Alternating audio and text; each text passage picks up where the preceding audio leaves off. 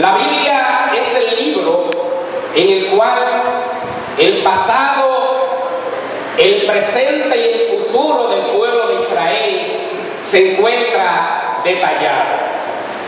En una ocasión, un general le preguntó a Federico el Grande de Prusia, lo que actualmente es Alemania, denle una sola prueba de que la Biblia es real. Aquel general le respondió al rey: general, la única prueba que yo puedo decirle de que la Biblia es real es la existencia del pueblo de Israel. Y es que el pueblo de Israel se representa en la Biblia como una higuera. Y yo quiero que vayan conmigo a Mateo 24, 32. Mateo 24, 32, donde dice: de la higuera aprender la parábola. Cuando ya su rama está tierna y brotan las hojas, sabéis que el verano está cerca. La higuera representa en sentido espiritual el pueblo de Israel. En una ocasión dice la Biblia que teniendo Jesús hambre, se acercó, vio a una higuera hermosa, una higuera con muchas ramas, muchas hojas, pero esa higuera solamente tenía ramas, tenía hojas y no tenía fruto. Y el Señor dice que la Biblia que maldijo esa higuera y la higuera se secó.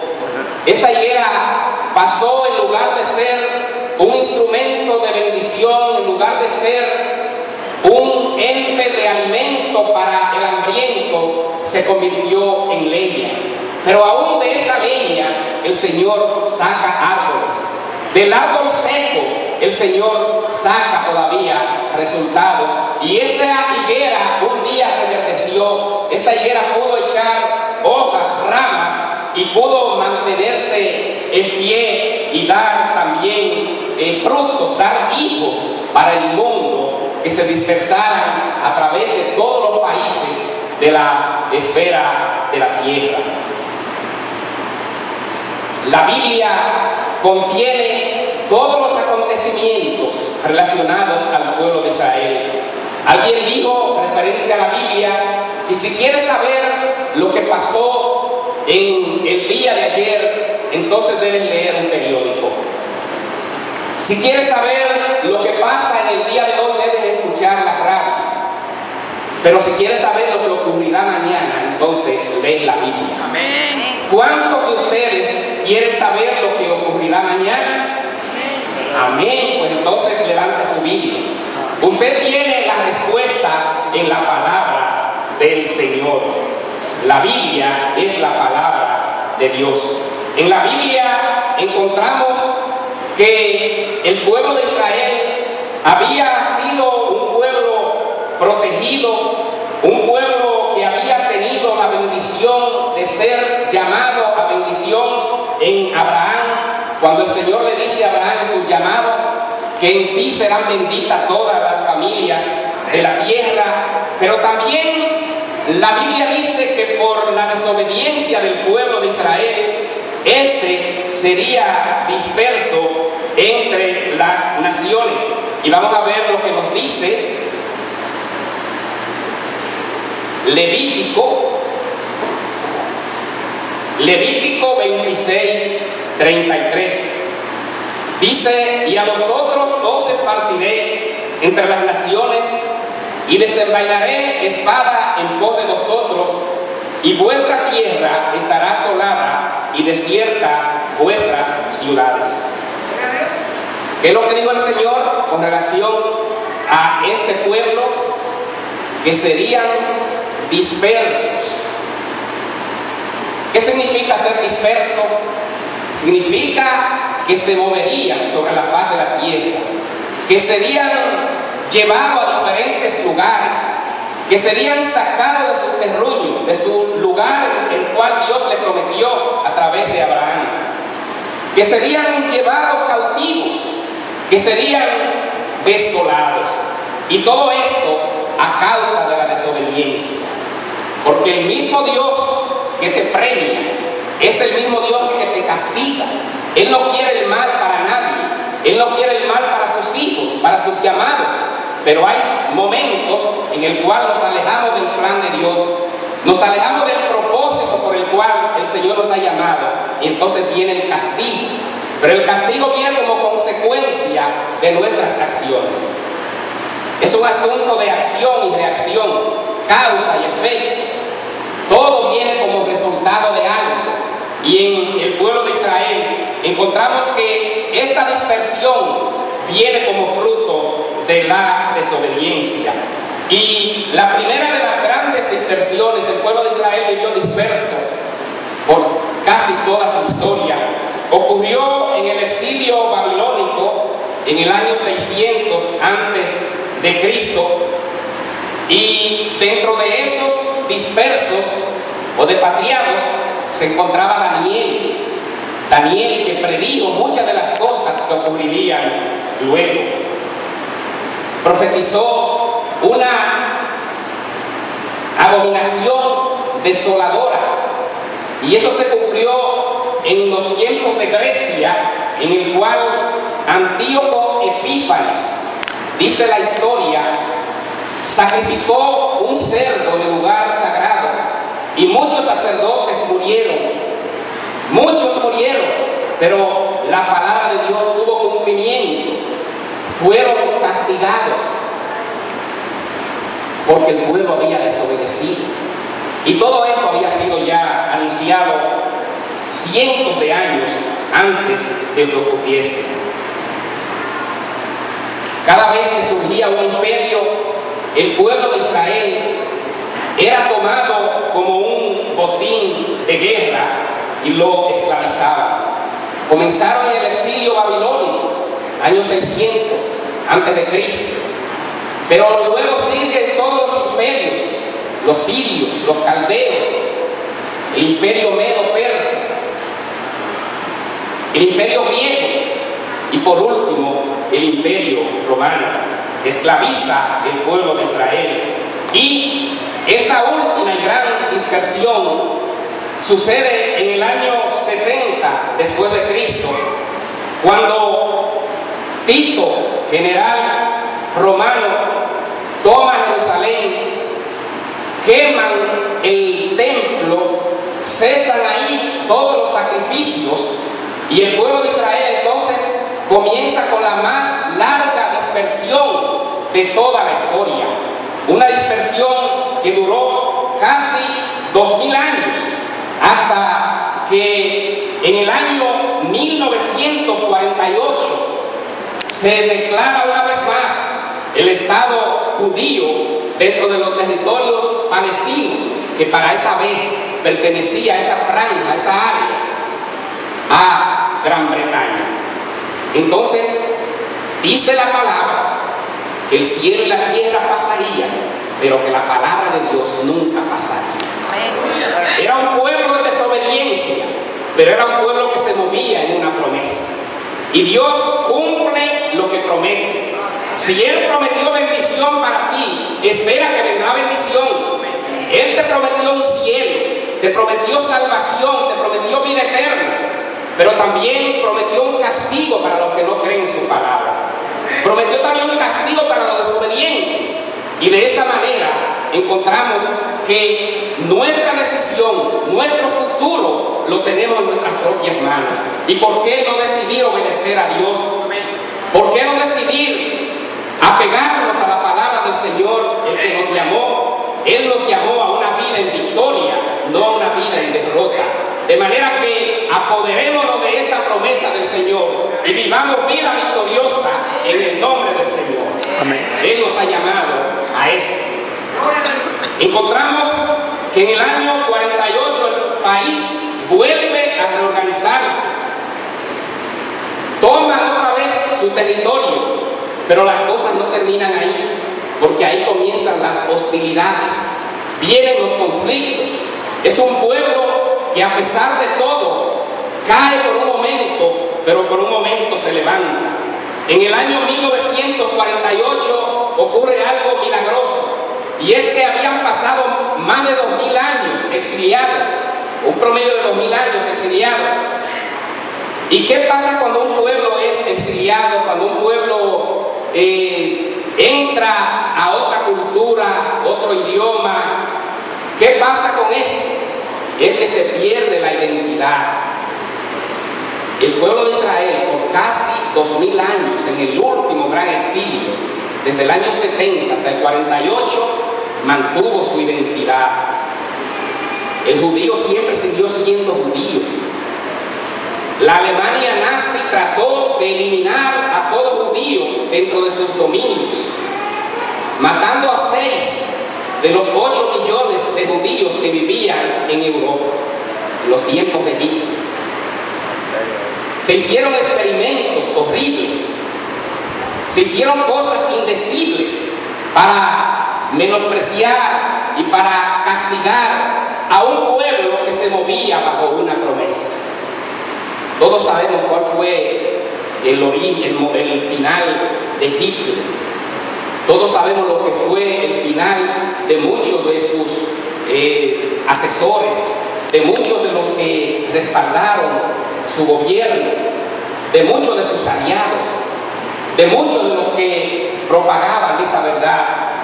Fueron encarcelados, muchos tuvieron que dejar sus tierras, fueron despojados de sus bienes, porque el castigo también le llegó a aquellos que aborrecieron el pueblo de la promesa.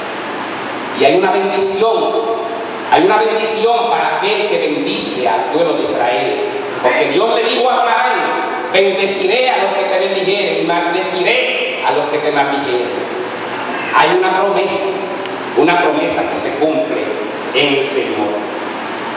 Entonces, a final de cuentas, después de todo sufrimiento, después de toda angustia del pueblo de Israel, dice la palabra de Dios en Romanos 11, 26 y 27. Romanos 11, 26 y 27. Y luego todo Israel será salvo, como está escrito: vendrá de Sión el libertador, que apartará de Jacob la impiedad, y este será mi pacto con ellos cuando yo quite sus pecados. De manera que el pueblo de Israel, aunque usted lo vea dispersos, aunque muchos no han aceptado que el Señor ya llegó, muchos lo están esperando todavía. Dice la palabra de Dios que al final de los tiempos, en la dispensación de los tiempos, al final del calendario de Dios, cuando todo se haya cumplido, todo Israel será salvo y reconocerán a aquel que hirieron. Dice que aquellos que le abofetearon, aquellos que le hirieron, aquellos que le maltrataron, también le verán y tendrán que reconocer al Hijo de Dios. Y llegará el momento en la segunda venida, cuando el Señor va a poner sus pies en el monte de los olivos. ¿Dónde está el monte de los olivos? En Israel. Él volverá a su pueblo. Será reconocido por todos. Todo ojo le verá, dice la palabra del Señor. Porque cielo y tierra pasará, pero la palabra de Dios nunca pasará. Bendito sea el nombre del Señor.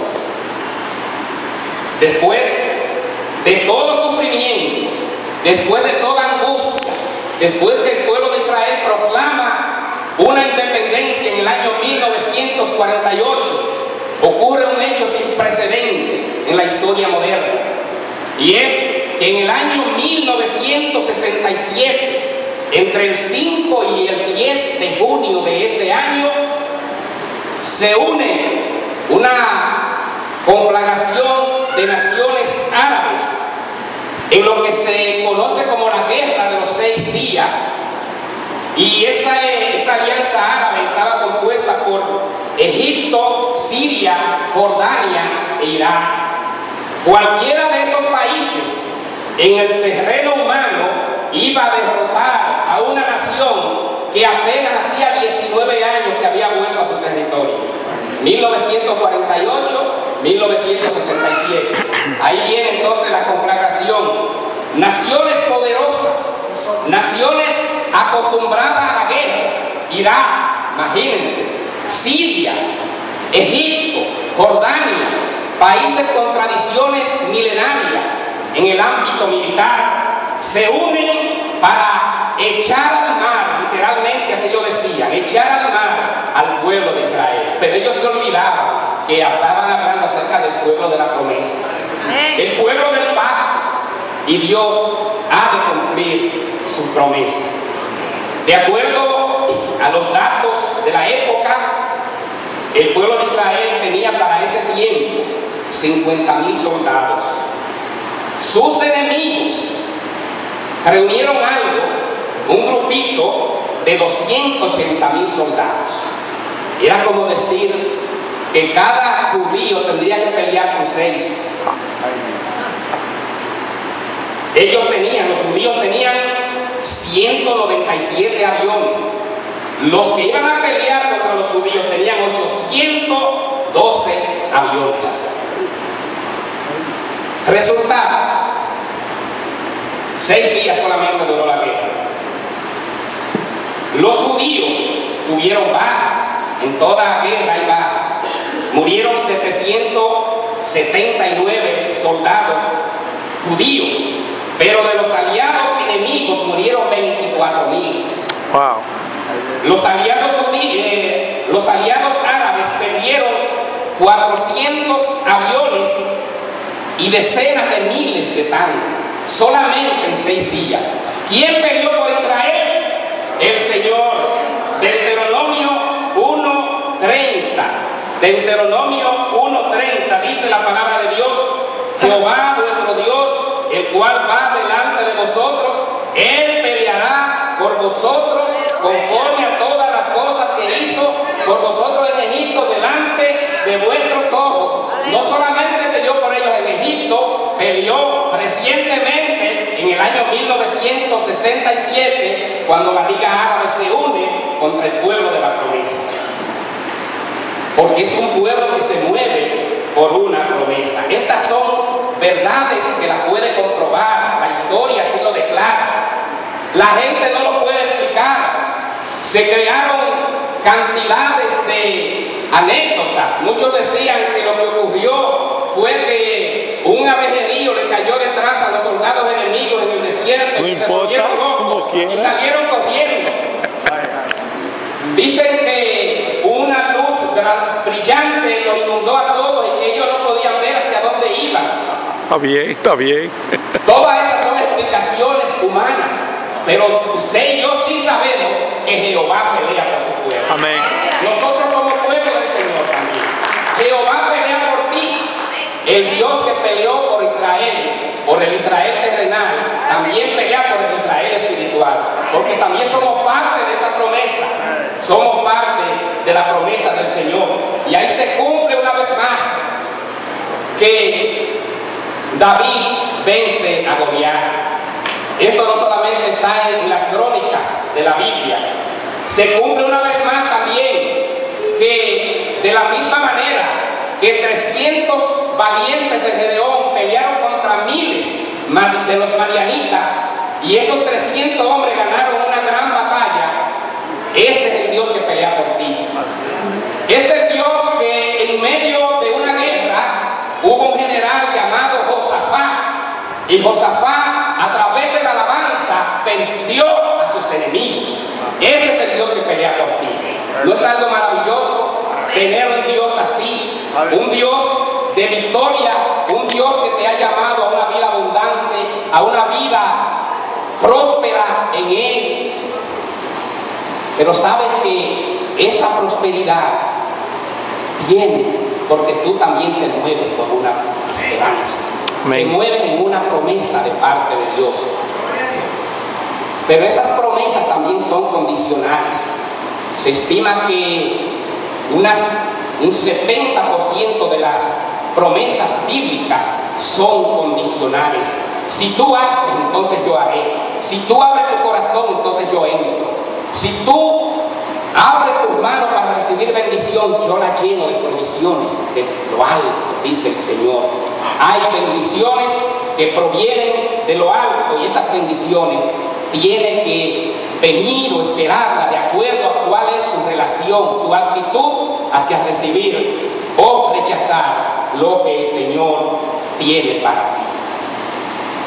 Estamos llamados a una vida victoriosa, estamos llamados a ganar, estamos destinados a ganar.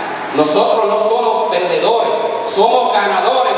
Una vez hemos aceptado a Cristo en nuestros corazones, hemos hecho la mejor decisión y hemos tomado para sí, para nosotros mismos, lo mejor que podemos obtener en esta vida, una salvación, una vida eterna con el Señor. Van a venir enemigos, van a ocurrir días oscuros, días horribles en tu vida. Va a haber que el enemigo te quiere derrotar, va a haber gigantes alrededor tuyo, pero cuanto más grande sea el gigante, más grande será su derrota. Cuanto más eran los enemigos del pueblo de Israel en estas guerras, más grande fue su derrota, porque mía es la victoria, dijo el Señor. Alabado sea su nombre. Todo esto lo reseña la Biblia. La Biblia también, muchos siglos antes de que ocurriesen inventos y descubrimientos, ya lo estaba anunciando. Vamos a ver lo que nos dice Isaías 40, 22. Isaías 40, 22 dice: Él está sentado sobre el círculo de la tierra, cuyos moradores son como langostas. Él extiende los cielos como una cortina, lo despliega como una tienda para morar. Esto dice el Señor por revelación al profeta Isaías. Esto lo dijo la Biblia. Y es sorprendente mirar un poco más hacia la historia, la Edad Media. Las grandes universidades de Europa, para la época del descubrimiento, decían que Colón estaba loco, que nunca ningún barco que navegara hacia el lejano oeste iba a encontrarse con tierra, iba a encontrar ruta hacia las Indias o hacia la India, porque él encuentra las Indias occidentales, que es el nombre que se le da a las Américas.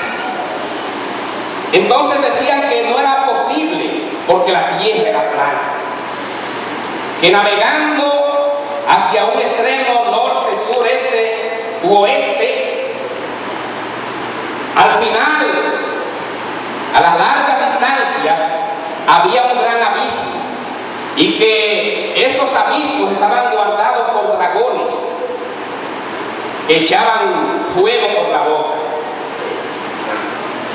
Hermano, lo que ocurría era que no existía brújula en ese tiempo.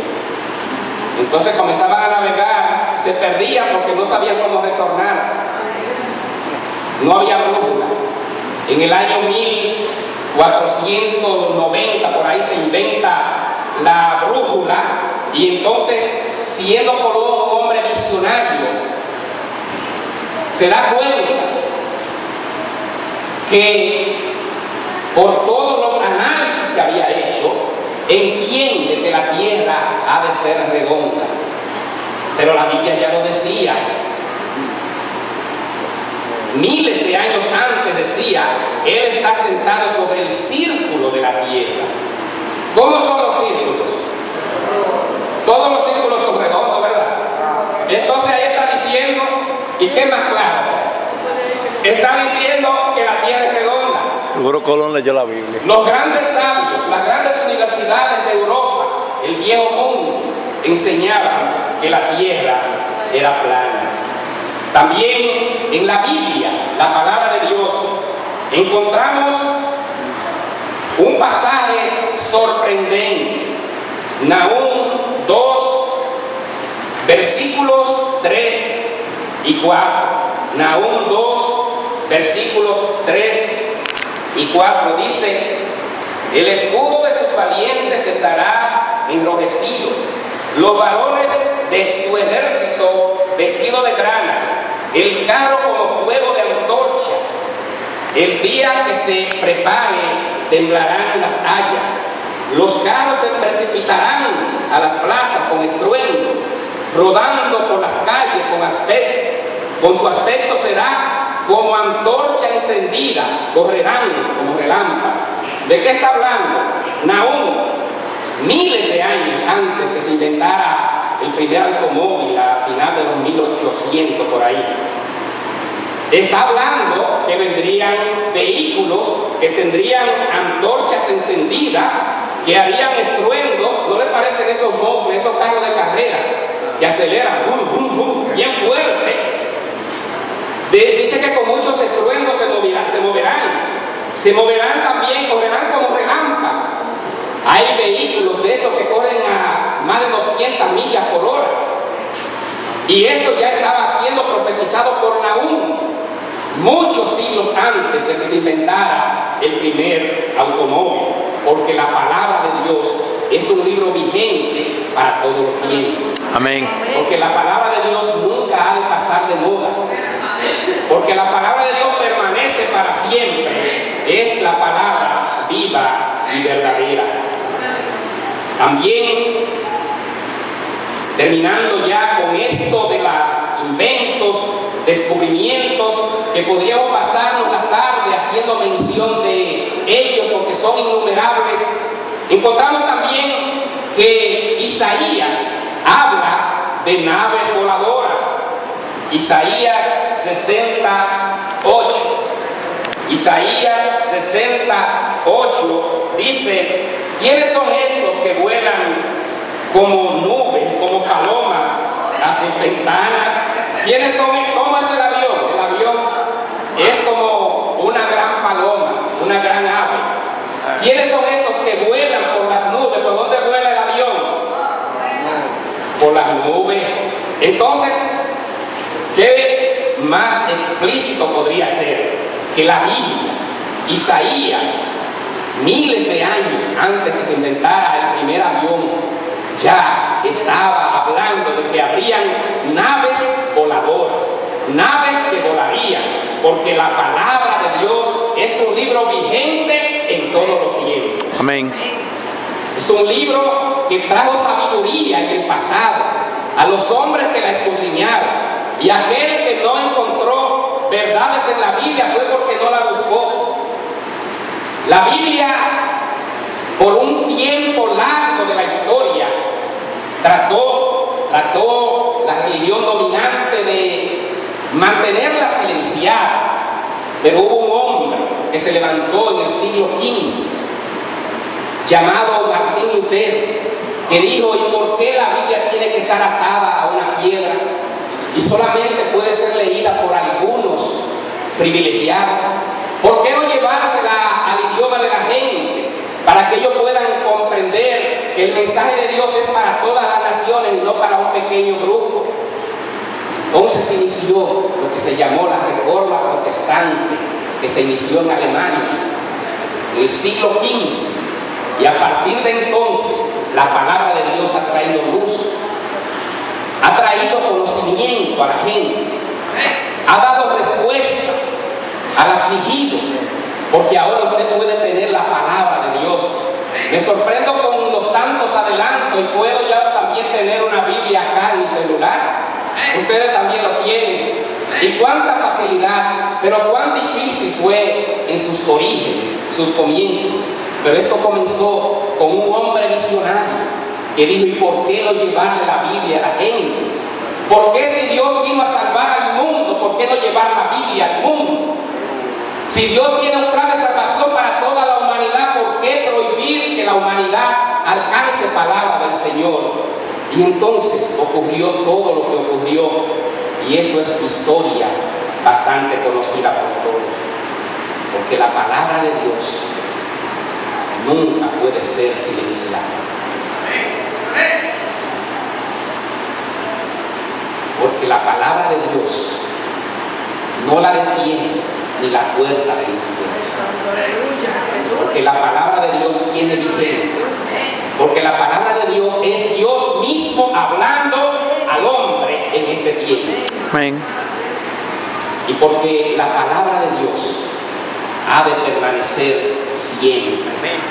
Entonces nosotros, por ser parte de la promesa que Dios dio a través de Abraham, también